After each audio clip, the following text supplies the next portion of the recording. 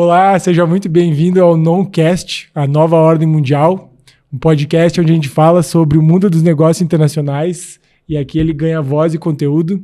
Eu sou o João Pedro Roth. Eu sou o Vitor Moura.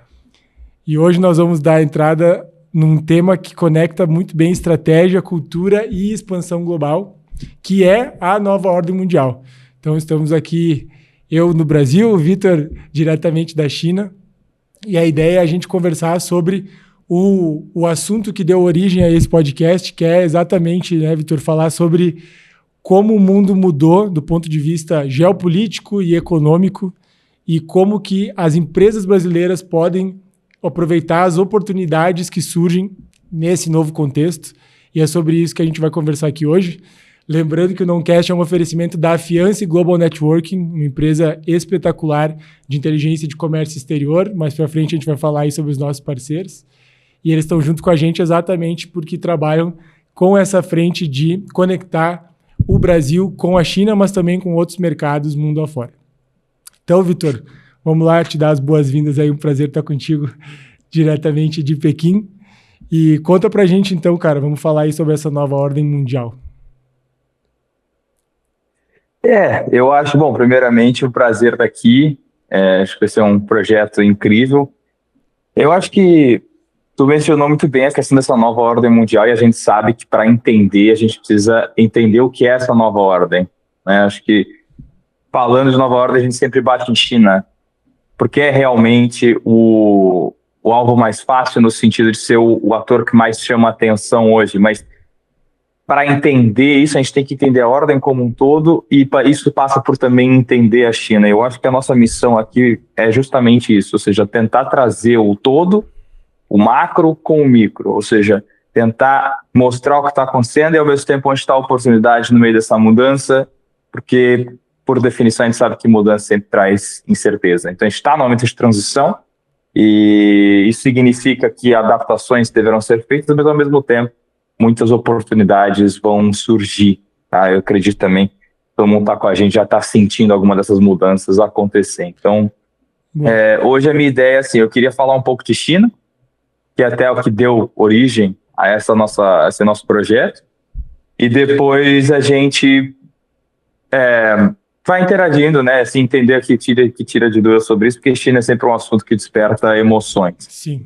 E um ponto importante é justamente trazer de uma forma mais traduzida ou de forma concreta, né, o que o empresário brasileiro, o que o empreendedor brasileiro pode fazer nesse novo contexto, aproveitar o que está surgindo, né, mais do que ter a preocupação sobre chineses invadindo o Brasil ou as empresas chinesas tomando conta do mercado mundial, de que forma, né, a gente pode trabalhar nesse novo contexto para fazer, como já temos vários casos no Brasil, e a gente vai trazer ao longo dos episódios alguns exemplos aí também, empresas que têm feito, né, alianças, parcerias, aprendido a trabalhar nesse novo mundo para fazer os seus negócios crescerem de uma forma sustentável e com uma visão de longo prazo, né? Exatamente. E eu acho que, bom, para iniciar, eu acho que o ponto inicial disso tudo aqui é sempre assim, as dimensões. Quando a gente fala de China, o assunto é sempre escala, né? Eu acho que, primeiramente, vamos entrar em alguns números básicos para o pessoal entender. Primeiramente, a gente está falando de um país com 1,4 bilhão de pessoas, está falando do terceiro ou quarto maior país do mundo em território, dependendo de como você mede. A gente está falando de um país que tem fronteira cerca com 14 outros países e que no passado atingiu um PIB de 14,7 trilhões de dólares, está contra os 2,18 do Brasil. Então, em termos de população, é um país que tem 7 Brasis dentro dele. E isso é uma parte que é crucial para a gente entender não só a China como uma unidade que ela é, mas que uma unidade com um altíssimo grau de complexidade dentro dela mesma. E isso influencia diretamente nos negócios, por exemplo. A gente vai chegar um pouco nisso ao longo dos episódios, mas assim, fazer as coisas no norte da China, onde eu estou aqui em Pequim, é diferente do sul, e tudo isso são variáveis e fatores que influenciam de forma muito prática, né? Mas assim, voltando para a China, acima de tudo é entender, primeiro, essa diversidade interna que o país tem, Tá? E a outra coisa é a parte da complexidade histórica. Então vamos lá. Quando eu digo diversidade interna, a gente está falando não só de um tamanho, mas de diferenças regionais muito acentuadas. Tá? A gente está falando de um país, de novo, que é maior que o Brasil, então também naturalmente sofre dessas discrepâncias de uma região para outra. A gente sabe que uma coisa é o Brasil, por exemplo, da costa do Nordeste, outra coisa é o sertão, outra coisa é o Rio Grande do Sul, ou o Centro-Oeste, ou a região amazônica. Então, isso se aplica exatamente na China. Tá? Dentro disso, você ainda tem uma complexidade étnica. Então, a China é um país composto por 56 grupos étnicos, dos quais 90% da população pertence ao Só, tá? Que é os chineses Han, o chinês é o Hanzu, que a gente encara, vamos dizer assim, como estereótipo do chinês, né? Mas ainda existem 55 outros grupos que compõem 10% da população, que na China significa aí mais de 100 milhões de pessoas que têm uma cultura diferente, que moram em regiões com complexidades diferentes, e isso tudo gera uma complexidade interna na China muito alta. A gente está falando de uma população, tem minorias muçulmanas dentro da China, você tem um nível de complexidade muito forte. Recentemente fui visitar a província de Yunnan, por exemplo, que a gente vai falar em breve também, a região que mais concentra minorias étnicas. Então isso tudo influencia, não necessariamente no que a China faz, mas como a China é gerida. Tá? E isso é legal compartilhar com o pessoal. E o outro aspecto que diferencia bem do Brasil é a questão da complexidade histórica. O que a gente está falando de complexidade histórica aqui? Aqui a gente está falando dos 4.000 anos de história que a China tem. Como a China se entende como civilização. Né? Essa linha histórica de 4.000 anos cria-se na China uma certa tradição e uma noção de tempo que ela é diferente do resto. Né? Acho que para quem tem interesse em história, a história da China é fascinante, cada período tem complexidades diferentes, tem características, tem desafios, desastres e conquistas que acontecem, mas hoje, por exemplo, a gente pode falar, a gente não consegue entender China sem falar, por exemplo, da dinastia Zhou, né, que foi de 1000 a 200 antes de Cristo, mais ou menos, foi quando viveu Confúcio. Tá? Confúcio, o maior filósofo chinês, que não é religião, né? O pensamento confucionista, hoje ainda a base, né, da questão moral e ética da sociedade chinesa. Confúcio não é Deus, então assim não existe. Confucionismo não é religião. A gente às vezes vê essa palavra sendo empregada de forma errada, né? Assim, confucionismo é uma linha filosófica, tá? Fundada pelo pensador Confúcio, que inclusive nunca escreveu um livro. O livro mais famoso são os Analectos, que é um compilado de conversas feitas pelos discípulos de Confúcio. Tá? Então, ali você tem que entender esse tipo de coisa para entender como a China vai raciocinar. Confúcio, por exemplo, trabalhava a questão das relações dentro de uma sociedade, ele dividia, por exemplo, a questão entre governantes e governados, pais e filhos, esposo e mulher, né, marido e mulher, tudo isso ele cria, professor e aluno, ele cria essas divisões e meio que isso até hoje se encontra de forma muito presente como o chinês de hoje se relaciona.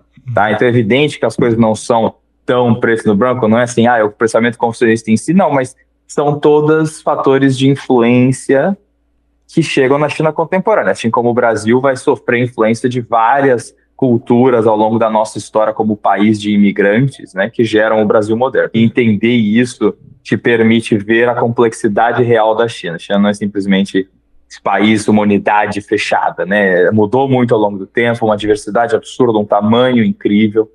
Então, a gente tem esses fatores históricos. E aí, vindo uma história mais recente, eu acho que a gente pode pegar, principalmente ali desde o meio para o fim, para o início, para o meio do século XIX, nas guerras do ópio, né, que vão ali começando em 1839 até 42, depois da Segunda Guerra do Ópio, logo em sequência, que é o momento em que a China acaba sendo forçada a ceder parte do seu território, seus territórios para poderes estrangeiros. Tá? E isso inclusive, o mais famoso sendo a cessão de Hong Kong para o Reino Unido, para a Inglaterra, naquela época, Macau para Portugal, e outros pedaços assim que foram cedidos de forma forçada para poderes estrangeiros, mas ali marca talvez o início de um período de um poder político relativamente mais fraco, né? Aí, quase um desabafo, assim, pessoal. Eu uso muito essa questão do século da humilhação, esse termo, né? Seria o período que começa com as guerras do ópio e vai até, por exemplo, o fim da Guerra Civil em 1949, como o século onde a China esteve fraca e foi humilhada. Eu aqui dentro da China, nas minhas conversas acadêmicas, esse termo não é muito bem usado, tá? Mas eu entendo o apelo que ele tem, porque realmente é um período histórico em que a China esteve enfraquecida. Agora, aqui vale retomar com a questão inicial dos 4.000 anos de história. 100 anos tem uma importância relativa muito menor do que para quem tem 500, como é o caso do Brasil, tá? Então, e isso está bem presente no pensamento político chinês. Tá? Eu acho que sim, é verdade que isso foi um período em que a China esteve enfraquecida e que hoje você vê o governo chinês claramente dizendo que aprendeu muitas lições com esse período e momentos que não podem se repetir. Tive isso recentemente na comemoração do fim da guerra da agressão japonesa, que é usado esse termo aqui na China para se referir à invasão japonesa durante a Segunda Guerra Mundial, com uma das maiores paradas militares que a China já fez, né? Então, assim, esses momentos na história ainda são marcados. Mas 100 anos para a China, que tem 4.000, é menos, vamos dizer assim, relevante do que para um país com 500. Isso é importante para a gente entender como brasileiro esse contexto todo, para, inclusive, poder fazer negócios e entender o contexto e quebrar estereótipos, né, Vitor? Porque hoje ainda tem muito uma visão negativa, né, do brasileiro em geral sobre o chinês em geral, de que é todo mundo igual, ou que o chinês é malandro até na forma de fazer negócios, ou que tem uma forma muito ruim, né, de se portar e de lidar. Mas é super importante a gente entender toda essa complexidade histórica, e por isso que a gente está trazendo esses pontos, para na hora da gente avaliar as oportunidades ou pensar como que a nossa empresa, o nosso negócio pode se relacionar com os chineses, seja como fornecedor, como cliente, como parceiro, ou simplesmente, né, como mercado de forma geral, a gente ter esse entendimento, porque é a mesma coisa que um estrangeiro que vem ao Brasil sem ter noção, isso é muito comum, né? Sem ter noção, assim, do nosso contexto, de como que a gente chegou até aqui, do porquê que as coisas são dessa forma no Brasil, né? E a China, por essa história infinitamente maior, a gente está basicamente comparando, né, 500 anos de colonização portuguesa com 4.000 anos de história de dinastias de diferentes momentos na China.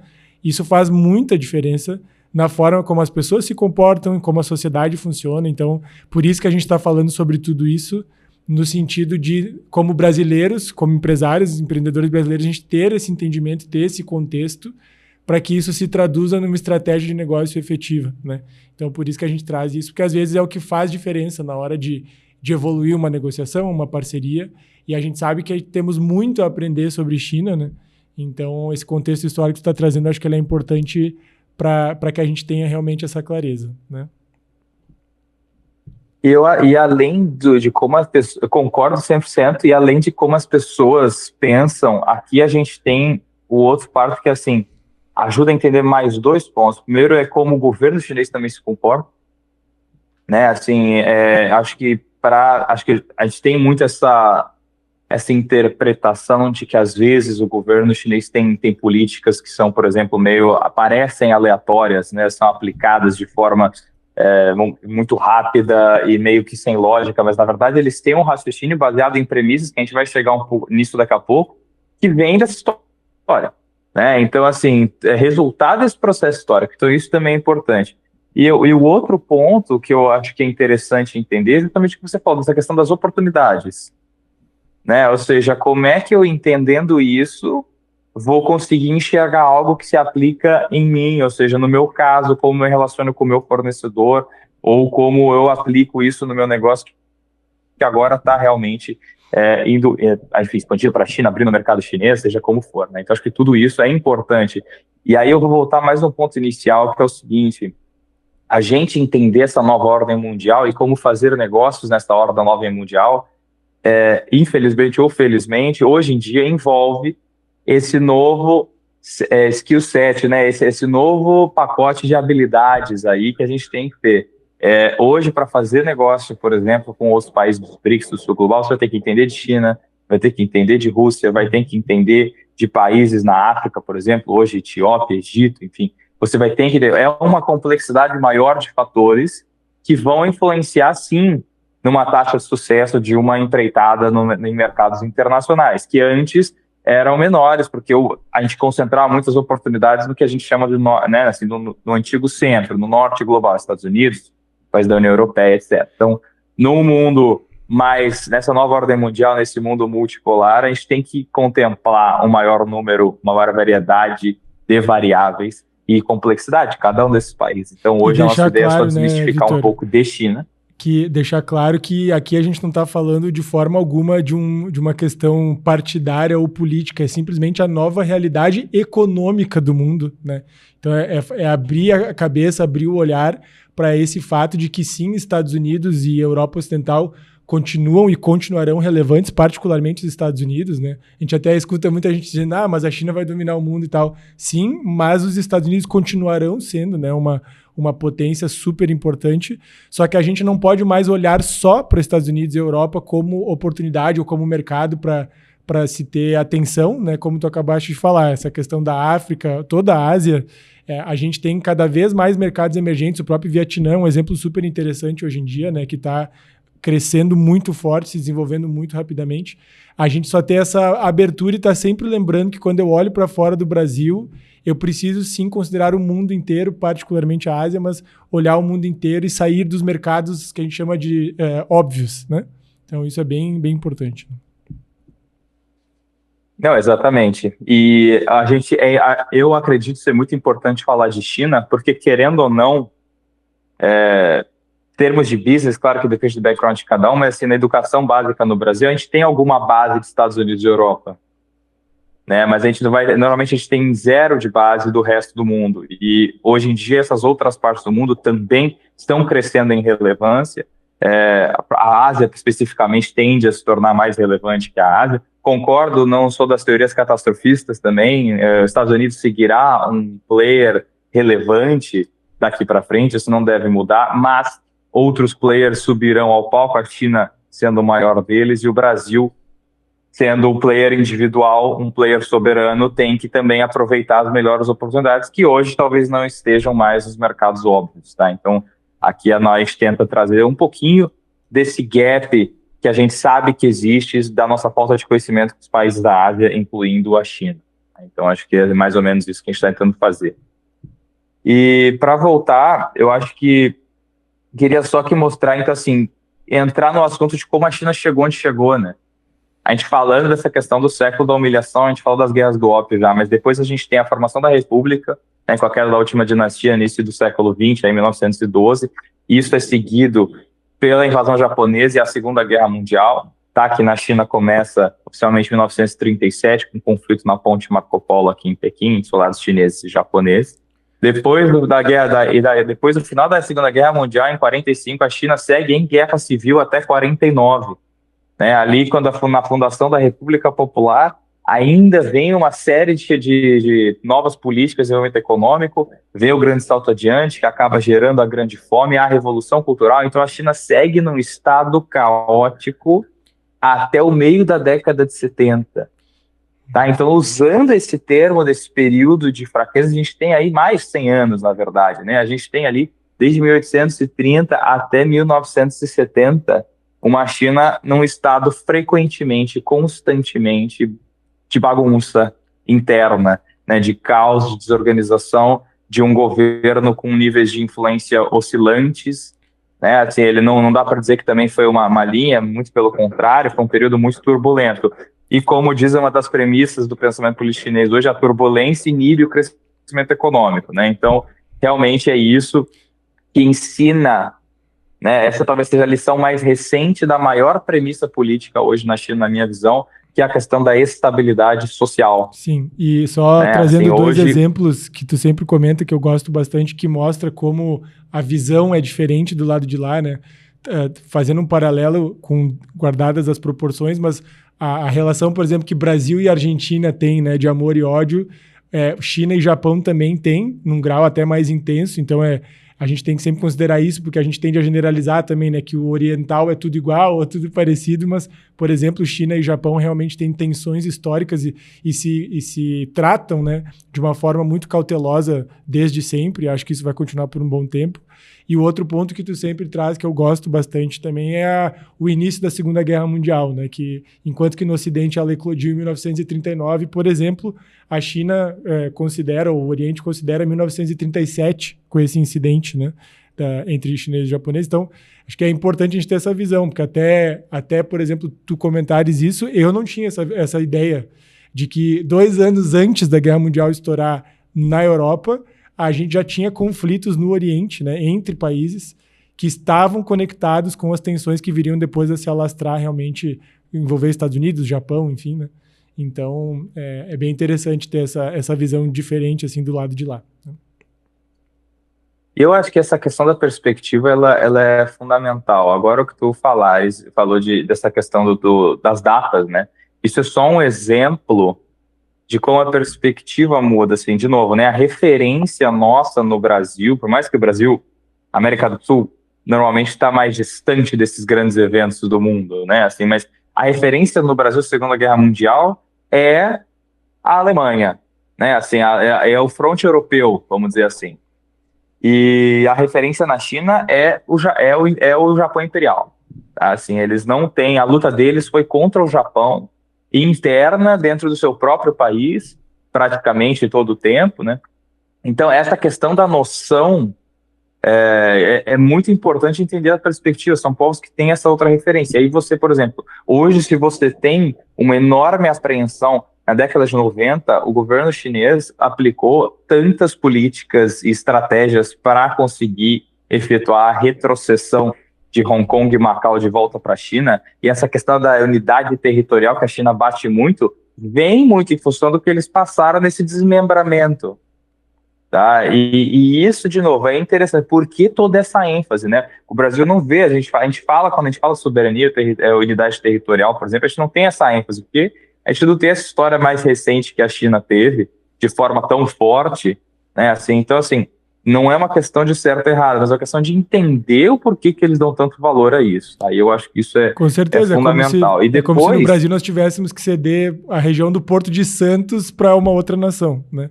É perder o principal entreposto, um dos principais entrepostos, para uma outra nação totalmente diferente de outro lado do mundo, por uma impossibilidade de combater ou de garantir, né, a segurança do próprio território. Então, imagina como seria isso para o Brasil, né? Essa questão de cessão territorial, ela envolve várias coisas. Ela envolve, né, o ego, a questão social, política, econômica, tem muita coisa envolvida aí, que acaba impactando a forma como o governo e a sociedade se comportam, tanto no curto como no longo prazo, né?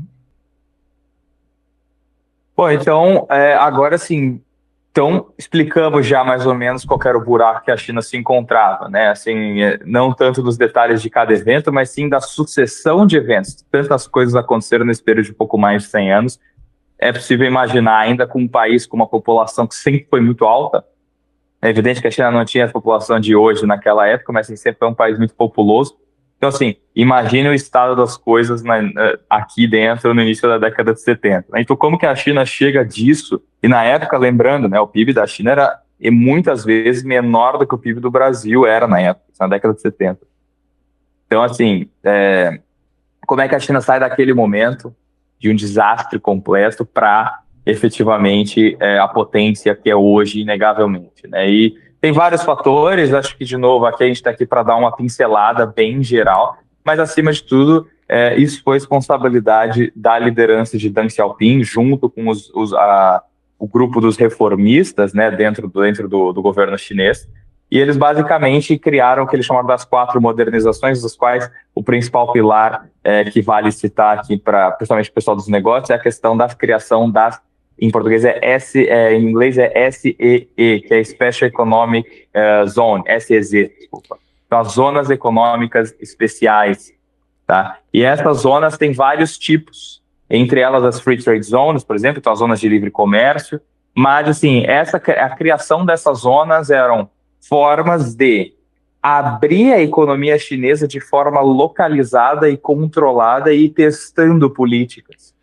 Tá? Tanto que, por exemplo, de várias das zonas econômicas especiais designadas, algumas até que não foram para frente. Sim. Tá? E outras deram muito certo, cuja mais famosa delas é justamente a cidade onde praticamente se fabrica os celulares de todos nós, a cidade de Shenzhen, no sul da China, que vai sempre, né, uma metáfora maravilhosa, que assim, ela foi de uma vila de pescador a uma megalópole de 17 milhões de pessoas. Em 40 anos, então, né, assim, Victor? a gente E acho que isso é tem importante. ali o case.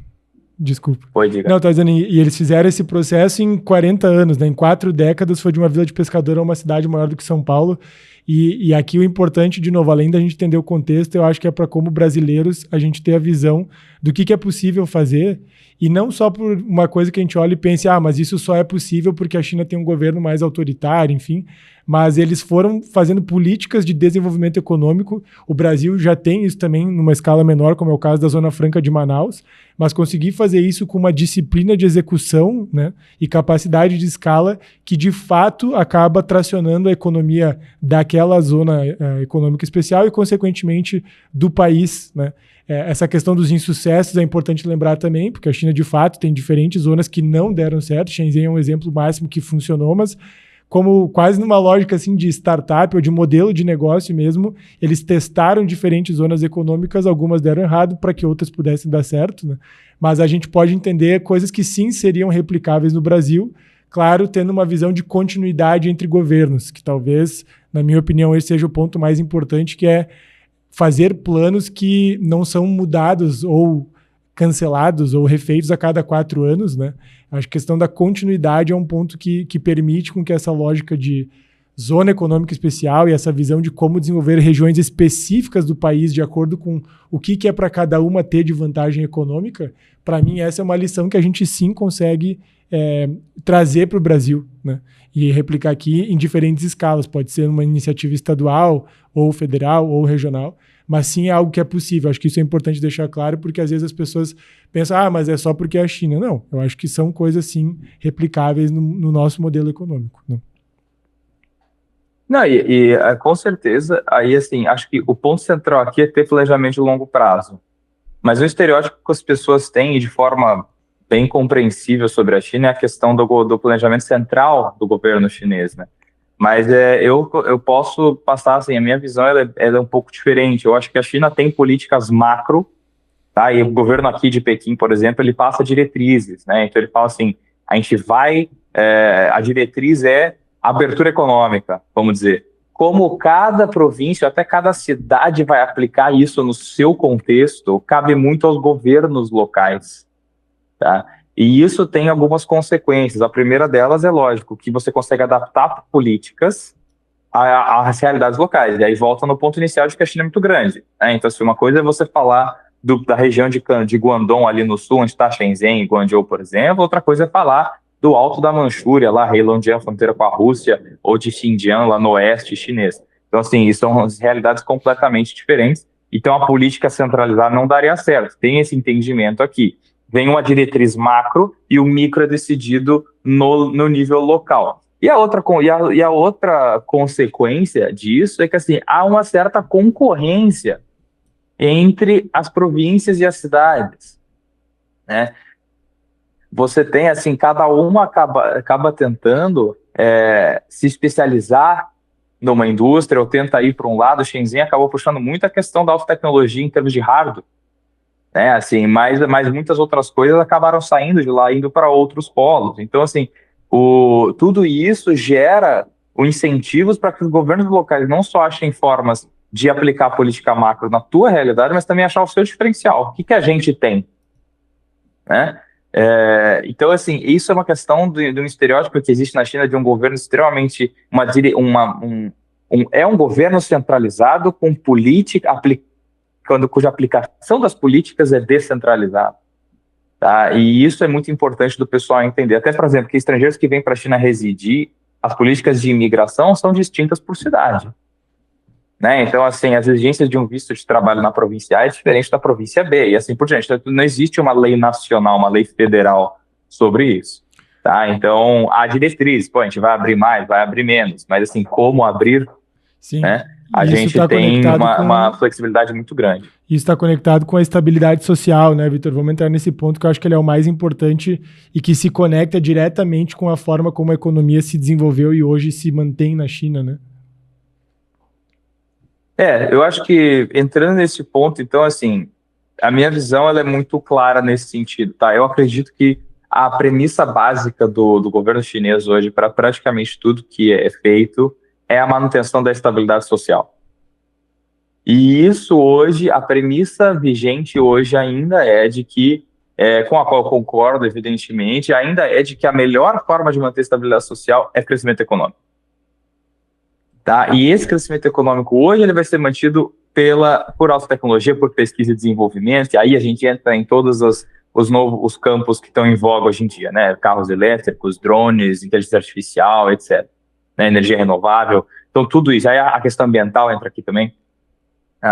E se eu parto dessa premissa, de que a manutenção da estabilidade social é chave, ela vem sobre crescimento econômico, e isso vem sobre alta tecnologia e desenvolvimento, a gente tem essa diretriz clara. Agora, sim, como cada província vai entrar nisso? A gente vai ter lugares que especializam na parte, por exemplo, de biotecnologia. A gente tem em Xangai hoje que tem a cena financeira muito desenvolvida. Né? Você tem Guangdong, a província de Guangdong, especialmente Shenzhen, com a parte de eletrônicos, drones, carros elétricos estão lá. Você tem províncias que se desenvolvem muito em função do comércio exterior, por exemplo, grandes portos ao longo da costa chinesa, que usam isso em seu favor. Né? Então, a parte do café, por exemplo, na China, acabou se desenvolvendo. Hoje, como o mercado cresce muito, se desenvolveu na província de Yunnan, que é uma província muito fora do eixo principal da China, mas tem um terreno, né, e uma geografia única e muito propícia para isso, né? Então, o governo local soube utilizar isso, que até que é um assunto que a gente vai falar no futuro, né? O governo local soube utilizar isso para trazer essa província para o mapa também, né? Então, e essa questão da descentralização é muito importante, mas a estabilidade social eu queria reforçar aqui, cara. Querem, assim, quando quiserem entender o que a China está fazendo, pensa em como tudo que é feito influencia na manutenção da estabilidade social dentro da China.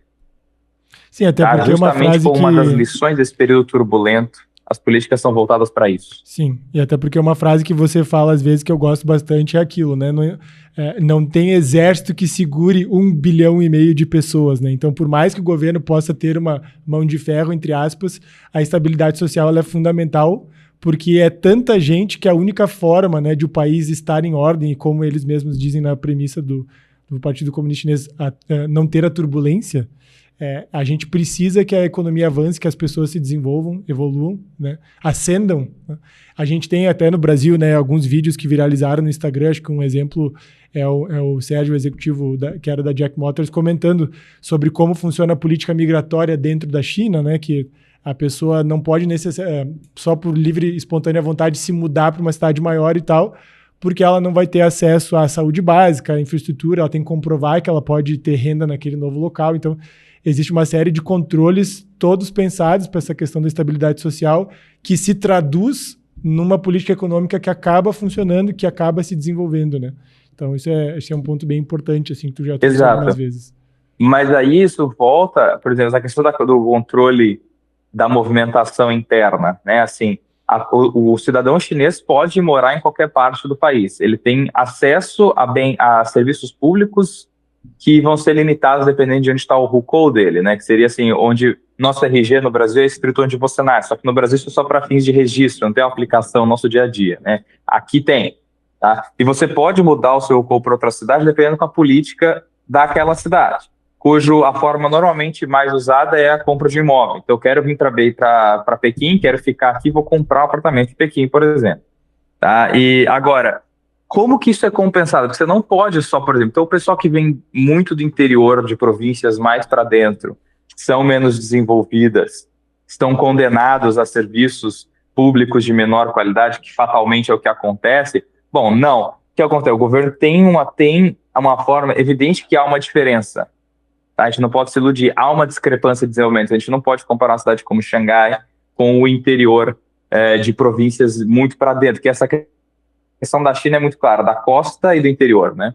Agora, o que acontece? Há um incentivo do governo local e planos de longo prazo para desenvolver serviços públicos lá também. E não incentivar o pessoal a ir para as grandes cidades, porque ele também tem que desenvolver aquela região. Se todo mundo sai, como é que ele faz? Então, de novo, a gente bate aqui na questão da prosperidade, né? Assim, que vem do crescimento econômico, vem da prosperidade, e isso é o que garante a estabilidade social. Os governos locais têm que pensar em soluções para esses problemas. Tá? E isso tudo está na direção macro do governo central, mas, de novo, uma aplicação local. Né? E isso é muito importante. E aqui a gente bate um pouco num outro ponto que eu queria tocar, que é a questão da relação do público-privado na China. Uhum. Tá? Que aí eu acho que isso para o nosso empresário vai ser uma diferença, talvez a maior diferença que a gente vai tocar hoje, no sentido de que assim, a gente, o empresariado brasileiro, tem naturalmente uma visão dá para compreender por que isso acontece, dado o contexto brasileiro, né? Mas assim, a gente tem uma relação conflituosa entre o público-privado, entre o governo e a iniciativa privada no Brasil. Né? Na China, por mais que sim, algumas políticas do governo vão influenciar algumas indústrias mais do que outras, e também é verdade que pessoas e indústrias são afetadas com isso, o governo também é um criador de oportunidades. Né? Hoje a gente está vendo uma nova onda de empresários chineses, e agora empresários médios chineses estão vindo para o Brasil, não é à toa. Eles conseguem vir hoje para o Brasil porque há um arcabouço entre China e Brasil que já está sendo criado há décadas, cujo primeiro passo vem do nível governamental. Tá? Então, assim, o primeiro passo é sempre estabelecimento de uma relação diplomática saudável entre dois países, e a partir dali plataformas vão ser criadas. Né? A gente está vendo hoje o empresário médio, mas as grandes estatais chinesas começaram a chegar no Brasil em 2010. Sim, eu ia falar, Tá. A gente vê hoje diferentes da CTG, exemplos. Ou da State Grid, por exemplo. Eu ia dizer, a gente vê diferentes exemplos, né? O mais recente hoje, que está mais no imaginário popular brasileiro, digamos, é a BYD, né? Que assumiu a fábrica que era da Ford em Camaçari, na Bahia. Isso não aconteceu só pelo investimento da própria BYD, mas como você falou, né? O governo chinês, esse é um dos exemplos de grandes empresas que vem sendo articulado junto com o governo chinês para a expansão global, particularmente em mercados emergentes, né? E sim, desde 2010, como você falou, a gente tem bastante empresa chinesa grande, estatal, já bem estabelecida, que está aqui, né? As pessoas às vezes se surpreendem, por exemplo, né? Que o grupo CPFL Energia, que tem uma série de concessionárias no sul e no sudeste do Brasil, aqui onde nós estamos no Rio Grande do Sul, é a RGE, a CPFL é controlada pela State Grid, que é uma estatal chinesa, né? E um outro exemplo que eu acho que é bem interessante foi quando os Estados Unidos, ainda no governo Biden, percebeu que todos os softwares e soluções de gestão dos portos americanos, dos guindastes, tudo eram todos chineses, né?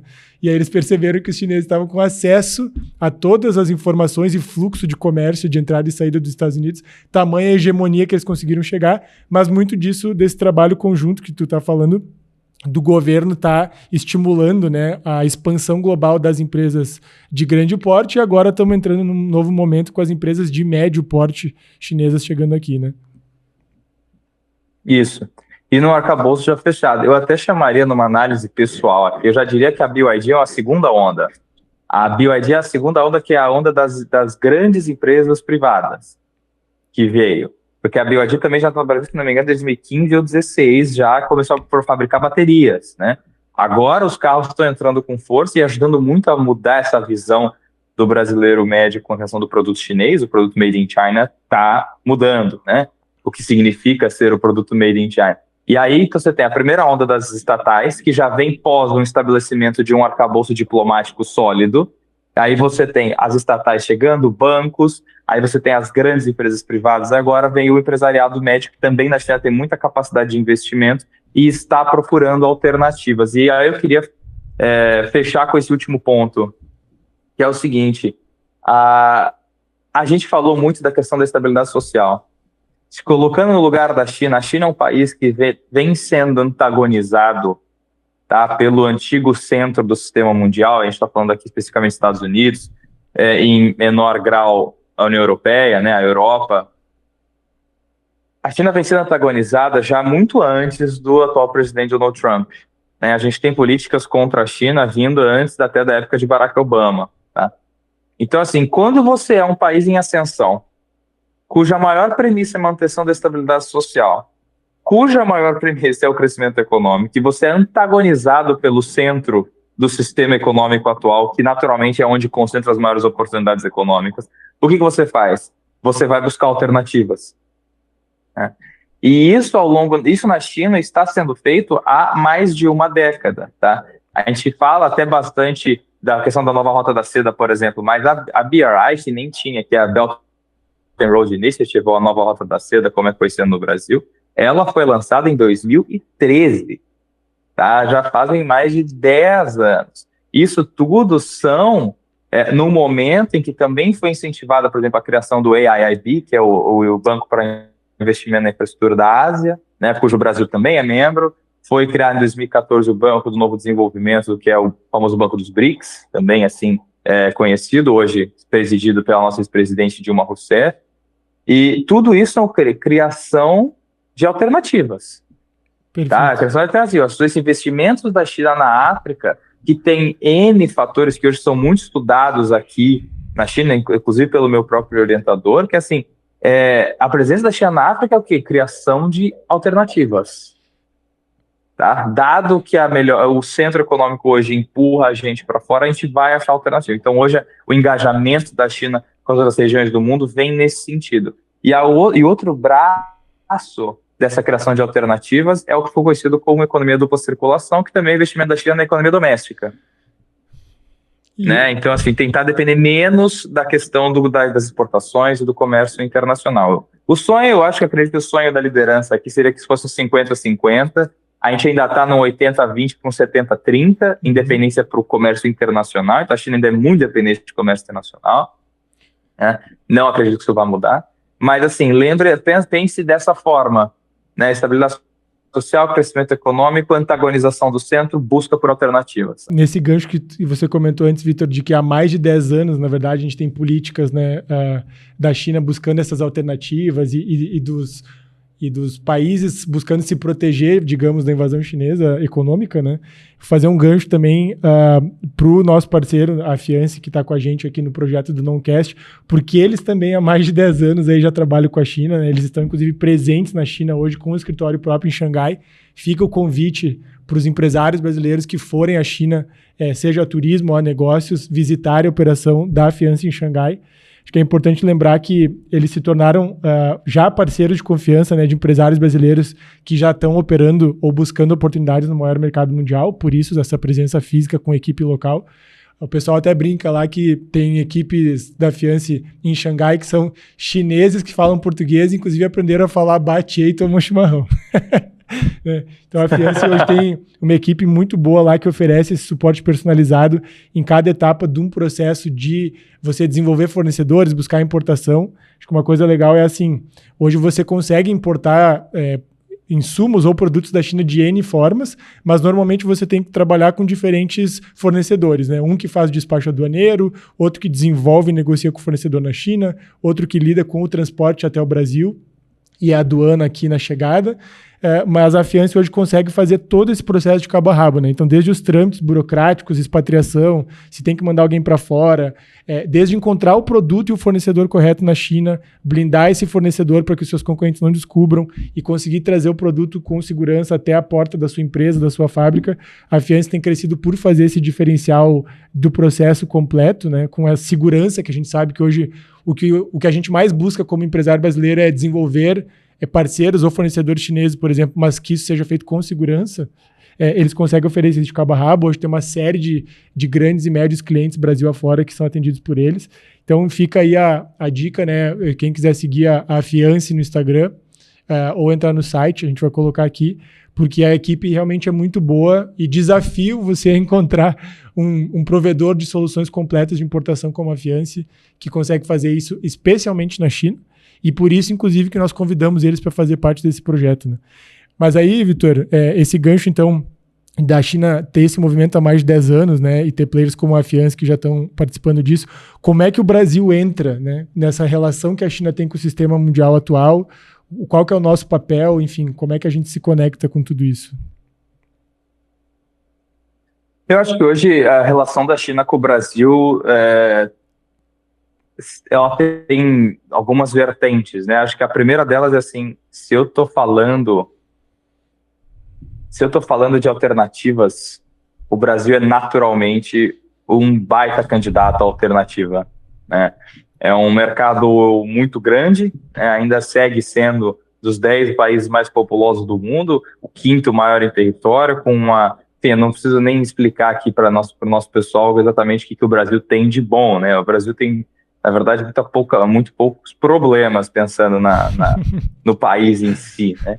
E o Brasil, naturalmente, é um país, além de ser um mercado muito grande, um país com uma base industrial razoável, uma mão de obra relativamente qualificada. Então, o Brasil tem uma certa base que dá para trabalhar muito e muita necessidade das soluções que a China acabou masterizando ao longo do tempo. E aí é por isso que o investimento em infraestrutura ele é tão forte, né? Assim, porque realmente talvez seja o maior desafio que a gente enfrenta e é o desafio em que a China sempre se propôs a resolver, investiu pesado nisso, enfim. Então, acho que a primeira coisa é nesse sentido. Outra coisa é o seguinte, a gente que entende a questão da relação entre dois países, o Brasil também desempenha um papel muito importante na questão da segurança alimentar na China, tá? Que é outro dos grandes pilares da estabilidade social. Tá? Ou seja, então, além do potencial econômico do Brasil, que é fato, a China também tem no Brasil um parceiro que é confiável na questão alimentar, que é uma coisa que a China hoje não tem autossuficiência e dificilmente vai atingir aí nos próximos anos, porque são déficits muito grandes, tá? Tanto em termos da terra arável, de quais culturas plantar, e da organização da sociedade chinesa com relação à distribuição de terra. São todos problemas que a China tem dificuldade em resolver, que torna ela cria uma necessidade de importações de alimentos, e quanto mais atritos existem entre China e países como Austrália, Estados Unidos, que são outros grandes produtores, mais espaço sobra para o Brasil, tá? Então eu acho que o Brasil entra tanto na questão econômica, mas também numa questão de altíssima importância no âmbito político, que vem muito dessa questão da segurança alimentar. Tá, então, hoje eu diria que no status das coisas atualmente, China e Brasil precisam um do outro. Tá? Por motivos diferentes, mas um precisa do outro. Então, o Brasil precisa da China pelos mesmos motivos que muitos países precisam da China. É a fábrica do mundo, fornecedora de produtos e cada vez mais de serviços de alta qualidade. É o único país que tem um parque industrial capaz de entregar aí, que a gente brinca, né, da sua caneta Bic ao iPhone, do copo de plástico ao foguete, né? Assim, a China consegue ainda fazer o produto mais barato, com uma qualidade inferior, mas que tem mercado até a ponta da tecnologia, né? Então, e o próprio mercado interno consumidor, o Brasil né? precisa da China por causa disso. Você comentou antes sobre a questão de que eles estão desenvolvendo a economia interna, né, para depender menos de exportação e tal. E aí já se encaminhando aqui para o fechamento desse episódio, mas à medida que a China vai se desenvolvendo internamente, apesar de ser a fábrica do mundo e ter todos esses pontos que você comentou, vão surgindo uma série de oportunidades para as empresas brasileiras, e esse é o ponto que a gente quer trazer aqui, para que não fique aquela percepção de que a gente vai todo mundo perder para os chineses, ou que, né, eles vão tomar conta, enfim. Acho que a gente tem uma série de competitividades do mercado brasileiro, da indústria brasileira, que vão continuar sendo fortes. Essa semana mesmo a gente estava olhando o exemplo da Zalaz, que é uma cervejaria artesanal de Minas Gerais, que está exportando muito para a China, inclusive desenvolvendo sabores que nem vão estar disponíveis no mercado brasileiro, foram desenvolvidos para o mercado asiático, para o mercado chinês. E é um produto, né, Vitor, que não é commodity, é um produto de maior valor agregado e é um exemplo pontual, mas concreto, real. Então, queria que você comentasse aí para a gente poder ir finalizando, dentro de todo esse contexto que a gente comentou, o que existe de reais oportunidades, né, para empresas brasileiras, entendendo que existe essa necessidade mútua que você falou entre os países, por diferentes razões, mas como que a gente pode capitalizar nisso, né? Como é que eu, que tenho uma empresa no Brasil, seja de produto ou de serviço, posso começar a trabalhar junto com o mercado chinês, seja através de parceria, ou relação fornecedor, ou relação cliente, né? Se pudesse comentar nessa linha aí, o que você enxerga estando aí há mais de 10 anos on the ground, né? Claro, não, eu acho que eu concordo plenamente, acho que aí a gente passou por isso ali em Caxias a última vez que eu fui. Eu vi muita preocupação do pessoal, então no fluxo China para o Brasil, ou seja, dessa nova vinda, de nova leva desses empresários chineses para o Brasil, o foco ali, da minha visão, a gente nunca se arrisca a falar de uma indústria, entrar na indústria, porque a nossa especialidade aqui, no caso, é China. Mas, assim, não encarar o chinês tão necessariamente como competidor, mas sim como potencial solução de complementariedade. O chinês vai trazer um outro nível de competitividade para o setor. Talvez ele tenha uma tecnologia nova, máquinas que a gente não usa na linha de produção, e nessa hora, parcerias podem aumentar a produtividade da nossa indústria no Brasil, que segue sendo a melhor em trabalhar o mercado brasileiro, assim como você falou. Né? Então, assim, o chinês pode trazer um produto mais eficiente e provavelmente até vai por conta do alto nível de competitividade que existe dentro da China, entre as empresas chinesas, mas, assim, quem vai saber adaptar isso para o Brasil melhor é o brasileiro. Então, assim, eu acho que se a gente tiver uma mentalidade, eu, de novo, estou falando de uma forma geral, mas se a gente tiver a mentalidade de não bater de frente, como se a gente fosse passivo nesse processo, né? Os chineses estão vindo, o que eu faço? Não, receba, né? Assim, vamos receber eles, ver quem está vindo no meu setor, quem está vindo, quais são os novos players, o que eles estão trazendo, tem espaço para parceria? O chinês fazendo negócio, ele é muito flexível. Né? Ele não tem necessariamente um modelo de negócio pronto na cabeça que ele só quer aplicar no Brasil, ele está entendendo o mercado também. Né? Então, às vezes, parceria para você, cara, ele tem uma nova tecnologia na linha de produção dele, cairia muito bem na minha, eu posso trazer ele, aumentar a competitividade e abrir o mercado junto. Acho que essa cabeça da complementariedade é muito válida. Com relação à abertura do mercado chinês para empresas brasileiras, tem muito espaço. É o que a gente sempre fala no agro. Quando recebo uma pergunta assim, a China tem demanda para o produto X, o produto Y, principalmente quando o assunto é alimento, a resposta é sempre sim. A China tem quase 1,5 bilhão de pessoas, um mercado consumidor imenso, com um povo que gosta de consumir. Então, assim, tem sempre demanda para tudo. E hoje os canais para esses produtos chegarem aqui já estão criados. Qual que é a dificuldade? Eu vejo 2 barreiras ali, cuja uma delas também pode ser solucionada com parcerias. A primeira delas é assim, por conta da competitividade interna na China, o investimento inicial é alto. Tá? Ou seja, assim, para você entrar aqui já vão ter alguns custos. Se quiser vender no e-commerce chinês, por exemplo, em plataformas como o Taobao, essa barreira de entrada ela é mais alta porque, de novo, você está competindo com uma infinitude de empresas chinesas que já estão no mercado. Tá? Então, primeira coisa, e hoje a gente sabe que é a esmagadora maioria.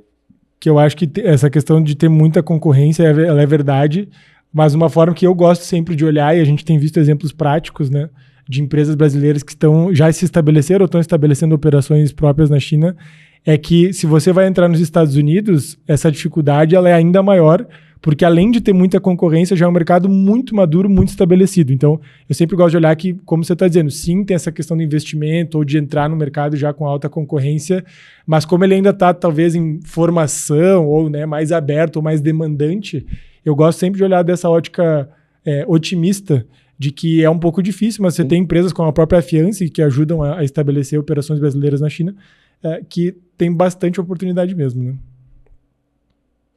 Tem muita, e o outro ponto que eu queria trazer que está ligado ao que você falou, que é o ponto assim, tem muita coisa para fazer, é um mercado ainda em formação, sim, mas também é um mercado com particularidades muito fortes. Então, assim, quem quiser vir, vai ter que efetivamente vir para cá, né? Vai ter que entender o consumidor chinês, que tem particularidades muito deles, é uma cultura muito diferente, um país que tem um senso de cultura e preferências muito forte. Eu no mercado do café, por exemplo, a gente vê isso de forma muito clara, tá? Assim, por exemplo, falando rapidamente, a gente está adquirindo aí a questão do hábito de tomar café, mas já com gosto e preferências diferentes do brasileiro, tá? Então, assim, tem espaço no mercado chinês? Com certeza, mas vai ter que fazer as coisas de forma muito diferente. Então, aqui, eu só trazer, assim, onde prestar atenção.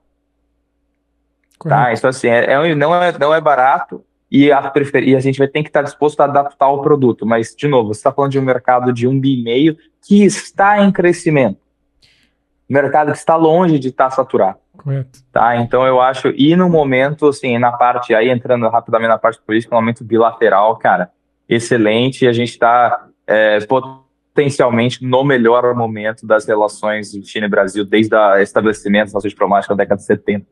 Muito bom. E o Vitor já deu um spoiler aí do nosso próximo episódio, que a gente vai começar a olhar um pouquinho do mercado de café. Lembrando que aqui a gente vai sempre trazer, né, em cada episódio uma visão concreta, clara, sobre mercados específicos, para a gente mostrar por A mais B que em diferentes segmentos da economia tem sim muita oportunidade para as empresas brasileiras se desenvolverem nessa nova ordem mundial, principalmente com China, mas também com outros mercados. E aí, para a gente poder fechar, então, Vitor, acho que isso que você comentou rapidamente agora, se quiser fazer uma fala final, é a importância de ir para a China, né? E eu quero te ouvir rapidinho, mas eu só fazer um comentário que é assim, tem muito empresário brasileiro que já foi para a China, inclusive há muitos anos, há 10, 15, 20 anos atrás, mas só foi, por exemplo, para Canton Fair, né? Desceu no aeroporto de Guangzhou, foi para o pavilhão da Canton Fair e foi embora. E ok, é importante, mas isso não significa conhecer e ver a China, né?